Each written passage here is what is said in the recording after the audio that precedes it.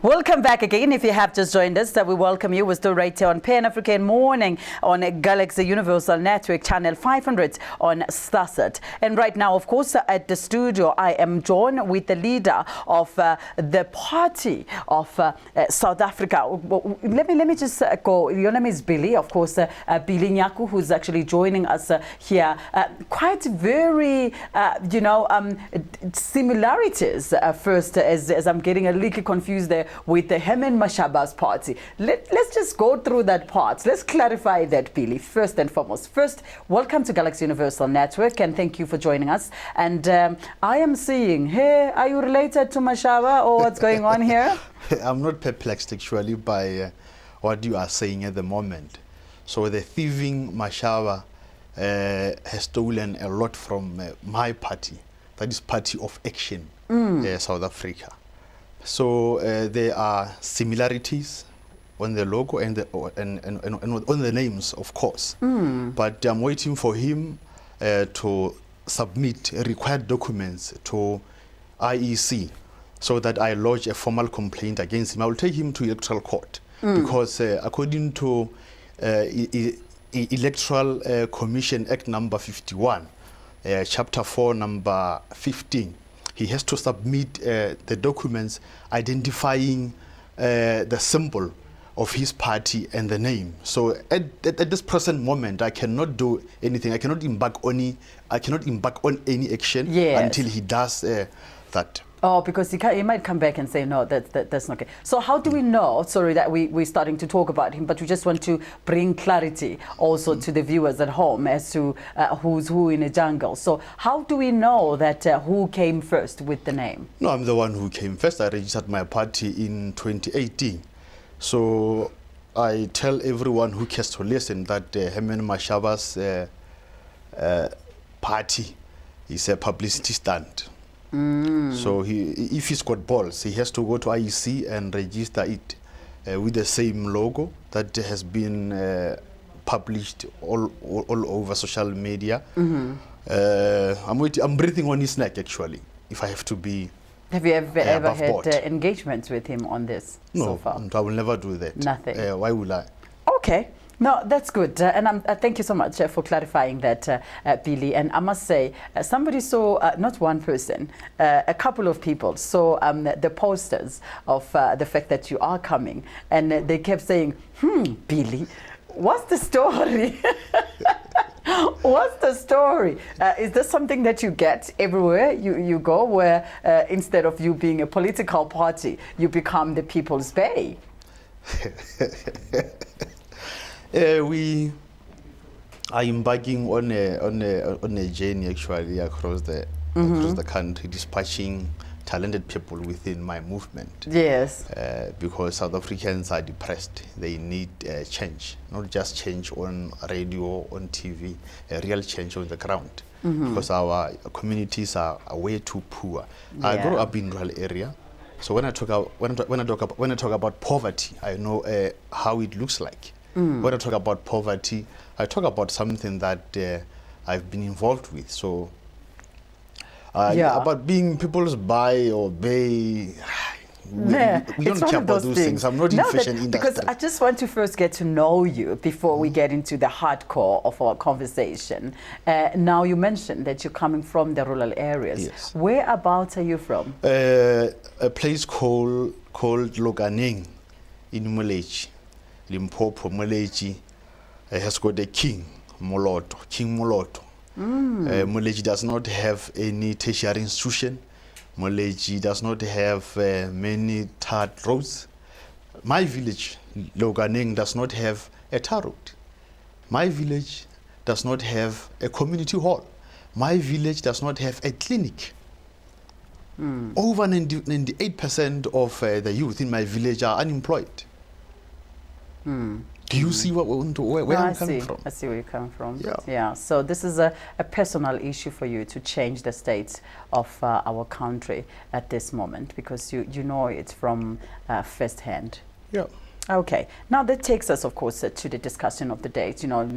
When we look into what do you think needs to be done first, to restore the broad base of our South African democracy? Because I mean, if you look into the previous years, a lot of people, if you asked way back, is democracy even important? Is it something that we must have? And years back, it was like, no, you know what, it doesn't help, it's not good. But right now, a lot more people are looking into, they vote for it to say we do need democracy. We are a democratic country. But do you even think that we are even a democratic country in the midst of everything else that is happening currently in our country?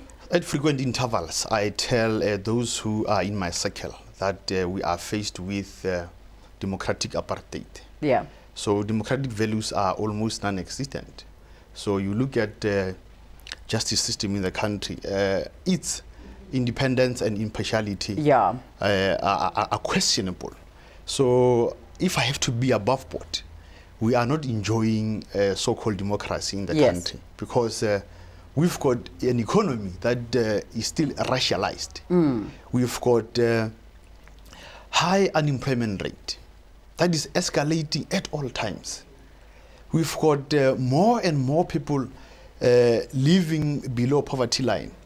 So we are not enjoying the fruits of democracy.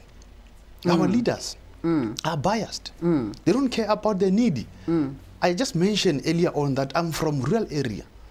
Where I stay, there is no tar road, there is no community hall, there is no clinic. People die in their own houses while waiting for ambulance to go to the hospital. It is sad. So many of us, I'm telling you, did not join politics for the sake of joining politics. So joining politics because they are victims of so-called democracy in the country. I'm telling you, there is no tangible distinction between apartheid era and democratic era. We are still suffering. Now, you touch my heart, because I'm kind of, looking back at all political parties that get established to serve a specific purpose, of course, to fight against whatever inequality that is in that space. We find people, I mean, you said you are from Limpopo, which one of, I think is the third biggest opposition party in this country, comes from Limpopo, which is the Economic Freedom Fighters. And when they come into space, they were representing the very same thing that you're saying, you know what, we are representing the poor. We want to make sure that we do change. But then the problem becomes once people get into that space, the narrative changes. And now, how do we now, because a lot of people are not even believing in politics anymore. They are not interested in politics. How do we now believe and trust that now this party is coming in, the party of action is coming in to take action against all the inequalities that we're finding? And actually that takes us to this, if we're looking at Mandela era, which was initially, of course, it played a very, very big role in bringing us the so-called Rainbow Nation, which in my opinion doesn't really exist. If we have a Rainbow Nation, we wouldn't be fighting for her issues in our days. And then of course the Mbeki era highlighted the color and the poverty in versus the color and privilege. We're still finding a lot of white people that are a minority are successful and they have all what they have, and then we have black people that are a majority in the country. We have nothing. And we have people that stand up and say, we are standing for you, we are doing this thing for you. And then you guys will be walking around and living good life while the black people that you seem to representing be suffering. How do we now believe in politics? How do you get black people especially to believe, Uguti, the party of action is here to bring the change that we're really looking for? Yeah, I believe in members who add value to the organization. And collective leadership is very important. So when I go across the country recruiting people into my organization, I'm like to them, we can do this collaboratively. So I want you to come in and demonstrate to others who are already in that you are experiencing this kind of problems. So together we can do more. We are not telling you what we are doing. We are simply saying, come to us, let us share the pain. Then we move forward together so that when we tell others that we are the good alternative better than the others, everyone will be able to understand where exactly we are going to. We know of the companies that were making billions and billions from apartheid security system. So these companies are still doing the same thing even now. We've got a black government that is completely mum on such important matters. So there is a lot of inequalities in our own country. So leaders should not be greedy. I'm telling you, you go to many organizations, they only become very much alive when there are more money on the table. So we are not type of such organizations. We are on our own. We do not do this because we've got money.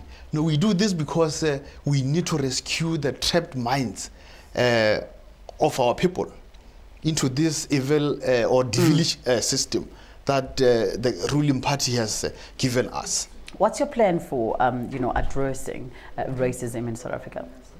Racism should be criminalized. I can give an example about what has happened to Clicks. Clicks is racist, that is a fact. So that to them is dry and damaged. That is a natural hair. And dull. So you understand? And so frizzy. These people are too comfortable in this existing political system. These people are the ones who are funding the campaigns of the leaders in government. So they are doing this because they know they won't be held accountable. So I was expecting the government to take Clicks to task. I was expecting the government to make Clicks pay heavily, but they are not doing that. You've got a minister there who is saying, no, I'm rejecting the apology of Clicks. What is that? Tell them exactly what you want to happen. Yes, we understand that you are not accepting their apology, but what is your intended action? Send a message so that the other incoming racist or existing racist companies will refrain from practicing such act. Yes. We are wounded emotionally. Yes. These people are so comfortable. They are happy with the ruling party because the ruling party has got, I'm telling you, has got more money from such people. He who controls you, he who feeds you, controls you, like what Thomas Sankara has said. They fund their campaigns. Then they get to control a mainstream economy. We are not participative in mainstream economy. Now, researchers have shown that amongst white people, especially the Afrikaners, there is still this a deepening sense of victimhood. Like, we are also victims. You're saying you want your land, we are victims. I mean, they've come in, having to go as far as to say there's a genocide taking place in South Africa, genocide of white people. President Donald Trump has also supported them in that story or that theory of them having genocide being killed in South Africa. And now the worst part of all then is the fact that they don't think that they need to even apologize or they need to be held liable for the past. Now, how do we move forward? We always have a reconciliation day, if you remember that day that we recently had that one, a day of reconciliation. But we are reconciling with ourselves, not with the actual people that we need to reconcile with. What is the party of action planning to do, in terms of making sure that these people are held liable and, of course, that they don't seem to be victims that they believe they are? Personally, I've never been part of such thing, reconciliation day or something. To me, it's like forgive and forget.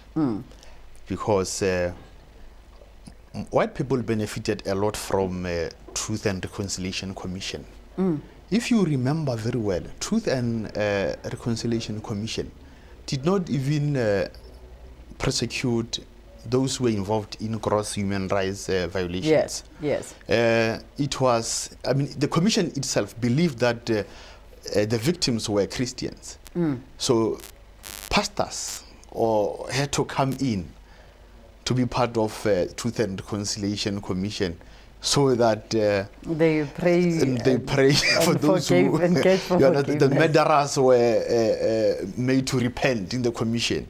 You understand? But if we check the primary objective of the commission, I'm telling you, it's never clear. It is not as clear as water. It has never actually, it is anti-black. Yeah, it fooled millions of us. Does your party have white people in it? No, it doesn't have white people in it. Planning to, of course, enroll some? So currently we are focusing on the marginalized people. So our rural areas are a major priority. Our townships are a major priority. Because if I go to a suburb to recruit white people into my party, it's not about them at the moment. There are white people that are living in squatter camps that are also somewhat marginalized. I know nothing of them. And when we go to informal settlements, I don't see them.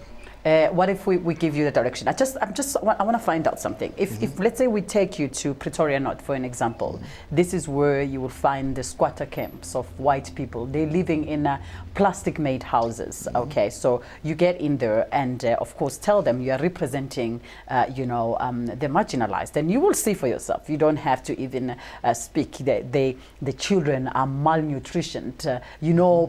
White people's hair. You can see that there's not even enough hair in this child's head because of poverty that these children are being raised under. So are those also parts of South Africans that your party would represent?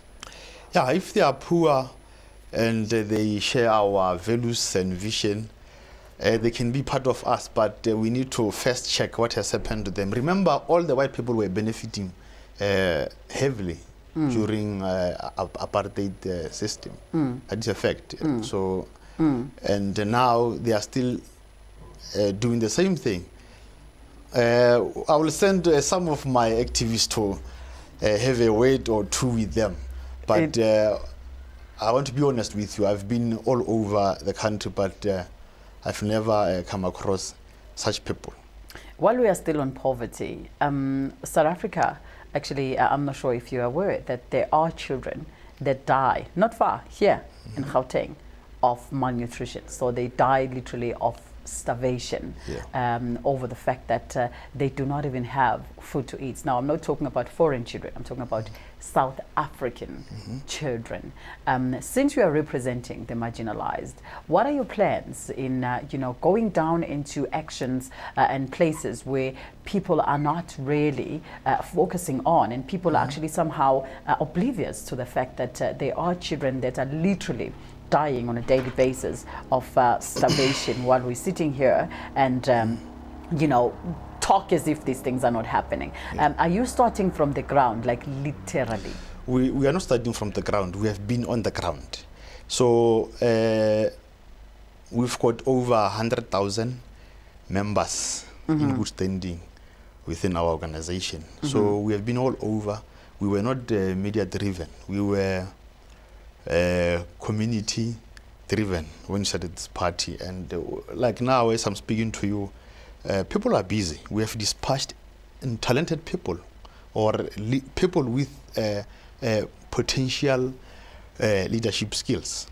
What do you think our government rather should do? Because I understand at the moment you're using your efforts, not because you are in power, and obviously the resources are on the other side of the fence where you cannot be able to touch everybody's life. But in the meantime, what do you believe that the government should do? Government is not responsive to the people's needs. Government is not corrupt-free. Government is not responsible. Government is not accountable. So we are just hoping that we get some seats in many municipalities so that we can be the voice of the voiceless, because government literally cannot do anything. Yes. So though we do not have money as an organization, we are not driven by the money to execute political activities. We don't have money, but we are still making sure that we visit the affected. We are making sure that we understand their pain. Actually, we share the pain. But what should be done currently is to set up a good team. Government should set up a good team that specifically focuses on such needy people. Now, when we're moving into the education, of course, the state of education in South Africa, it's extremely mortifying. Yeah. And if we look into the current states of education, you can actually see that in South Africa, it is low. I mean, our minister have even had to drop the pass rate down to like 30%. Yeah. What do you think that the country, we as a country, we are producing? Of course, are we kind of producing quality, or are we making sure that everybody passes and life goes on? And then what happened at that level? What's your that cannot shock us. If we've got a government that focuses on looting, so the education system is not on their lips. So I'm from rural area, like I said. Something that we have been getting in our schools, I'm telling you, is shocking. So you've got education system that does not actually tell you exactly what your ancestors went through. You are doing a history. You are studying a history as a subject at school, but that history, that subject does not tell you that our parents or grandparents or ancestors were murdered, were raped, were assassinated for resisting the invaders. So education system actually is rotting in the country. So we need education system that speaks to the needs of South Africans. Yes. Education system that addresses economy. Economy is in the hands of the minority, but it doesn't talk about that. We need transformation. We need education system that reminds us that there are no ownership changes in major corporations. What do you think that maybe we could do, what or our government could have done now to save our education system at the moment? I understand what we need to do. I understand what the government is currently not doing, of course, which is not paying too much attention into our education system, because this is where in Zulu bathi luhlatshwa lusemanzi, luhlaba lusemanzi, meaning that if you get them at a younger age, then this when the development is quite very important. What do you believe that could be done to save the remaining of our school curriculum? So many school subjects will be scrapped in our schools, primary school, high school as well, because there's some subjects that do not make sense at all. Life orientation, I mean, I don't want to mention them, but I'm telling you they do not make sense. So now life is changing. Then we are still poor. 26 years into democracy, there is no change at all. We are still poor.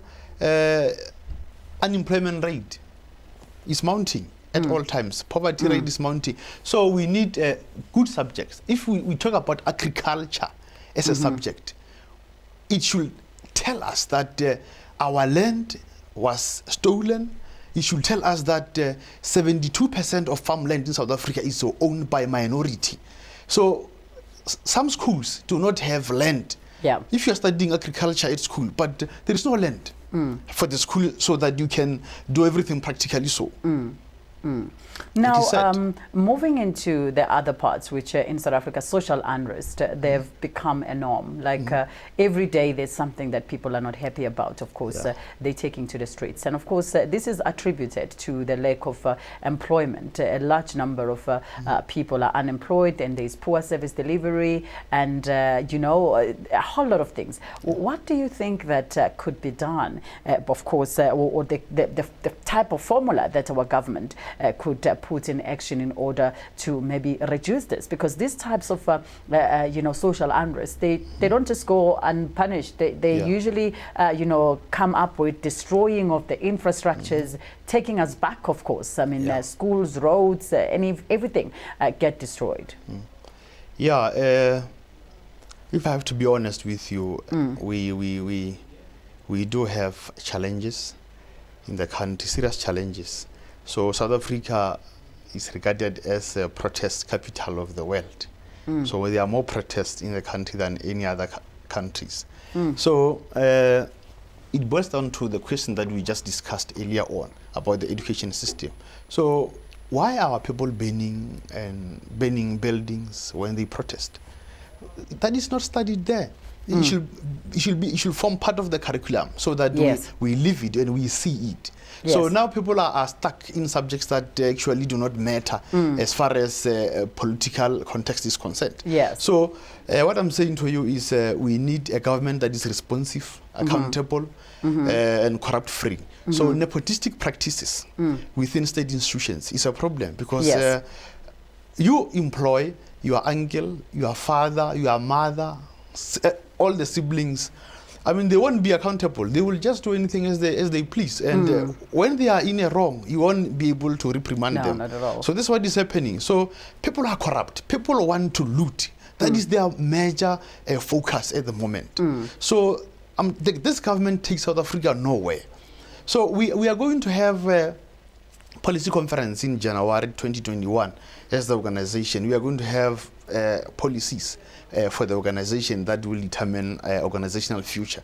So we want people to come in and have their say so that we can be on the same page, try to make some transformations into the country. But I'm hoping that we get more citizen municipalities so that we can show people that we know poverty. We don't want to see our people living in poverty. So like now, when I'm talking about poverty, it's not like I read it from the book. I know it. So half of my life I was in rural area. So I know how it feels to wake up with nothing to eat. Anyway, we're still going to catch up with you, Billy, later on, just after 8 o'clock today, so that we can continue with this conversation, of course. And thank you for this first segment of our discussion. It's quite very informative. Thank you for joining us. Thank you very much. This is Billy Nyaku, the leader of Party of Action South Africa, speaking to us here about the challenges that the country is facing, of course, and what his party is there to do. And of course, we are going to catch up with him a little later on. Please do stay with us as we continue with this conversation, stimulating conversations around South Africa with South Africans. And let's make sure that people are given an option to think before acting. Now it's just after 7:30 in the morning. Let us take a very short break. When we're coming back, we've got more news and update for you right here on Pan African Morning. Please do stay with us.